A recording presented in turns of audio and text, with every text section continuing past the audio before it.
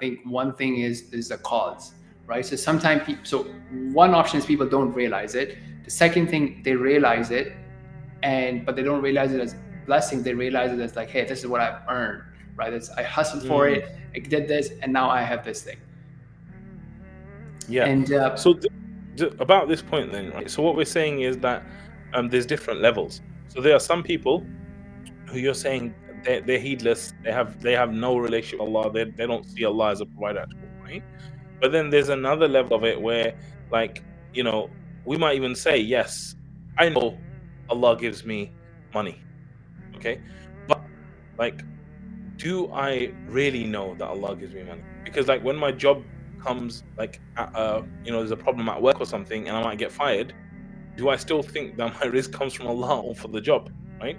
And then there's also that ritualistic thing, like the first month you get a job role, like when you're unemployed and you get a job, you're like, Alhamdulillah, thank you Allah so much. Like, you got me a job, I'm gonna be able to do this and that. But then when the second pay comes in, you're like, yeah, it's my pay, you know? So I think one point, Zubair, maybe this is a good point to talk about it, is we call the law of familiarity. And they say familiarity breeds contempt, in the sense that as you get used to Allah's blessings, sometimes that's really bad for us, in the sense of us getting used to it is bad, right? Because mhm. Allah gives you something for the first time, like you've never had it, you've wanted it, you're asking Allah for it so much, and then Allah gives it, and then you're like so happy, you're so grateful to Allah, and then Allah gives you more, and you're happy, and then Allah gives you more, and then I'm wondering what does happen to our gratitude over time? Like as Yeah. Allah keeps giving you, does it go down or does it go up? What do you think? Yeah, I think it goes down, right? Then you just like get used to it, right? And then we kind of feel also entitled to it, right? That I have, Yeah. and then on the contrary, if it were to be reduced or taken away, Yes. Oh, instead of being appreciated, that oh, subhanallah, I had it for 10 years, that's amazing, yes. right? We're like, oh, it go as if Allah Why? took away something Yeah. that Why belongs did to Allah me. take it away from us? Yes. Right. But Exactly. we don't realize that, hey, what's the, I'm using this example these days, like, if I'm traveling and I'm like, hey, you know what, I have my car, I'm traveling for a year, you guys can use my car, your family, whatever, enjoy it, like you use it as an extra car for the family. And when you come back, people will be like, oh man, that was good, I just got to have a free car for a year, that was a good add-on car for the family.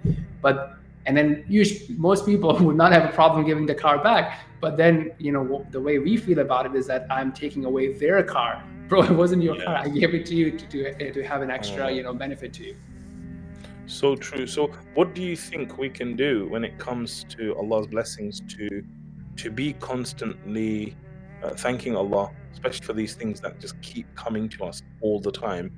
And how can we build that kind of mindset that you talked about, where we realize that whatever we have is that what we have, and what we don't have is actually never meant to be ours anyway. Right. And I think so. One of the things, like, obviously, firstly is like being aware of our thoughts, right? What am I actually thinking? And second thing is, we actually have a lot in in the sunnah habits that we have, if we were to actually practice it and know what we are saying. So a lot of the prayers that we have, right? It says like, Alhamdulillah alladhi kasani hadha, Alhamdulillah alladhi at'amani hadha, right? All praise for Allah who fed me, who gave me this clothing. And then usually they will be accompanied by min ghairi hawlin minni wala quwwa, right? Without any power or ability to change from my end. So it's actually Yeah. emphasizing that component of it, even though the first component is saying that all praise are for Allah who gave me this.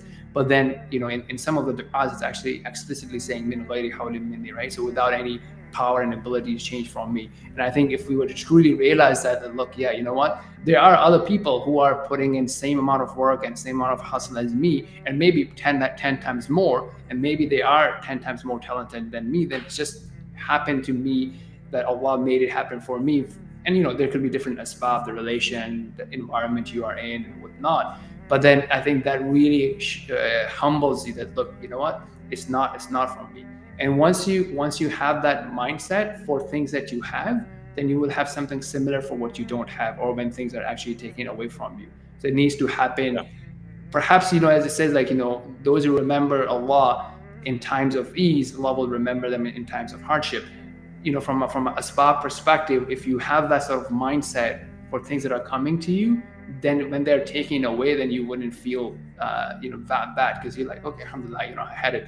And that could be for anything, materials thing, relationships, whatever, that alhamdulillah, it was not for me to begin with, Allah let me enjoy it, alhamdulillah, it's gone now. Allah will give me something better, something different. Yeah.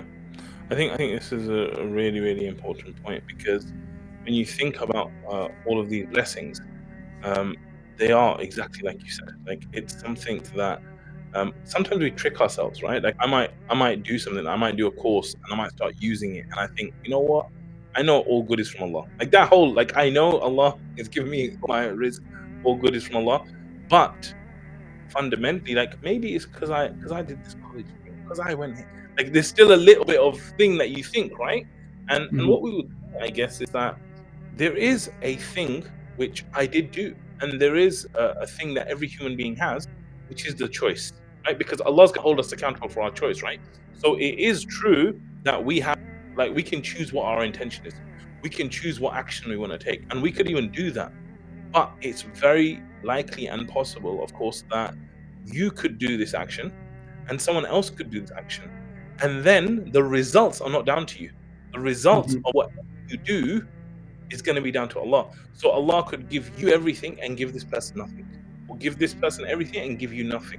So I think we need to realize, of course, within ourselves, we have responsibility, we have choice, and Allah is going to hold us responsible for those things that we choose and the intentions that we make. But the result and what we get from those choices is always going to be from Allah, and we always want to be connected to that.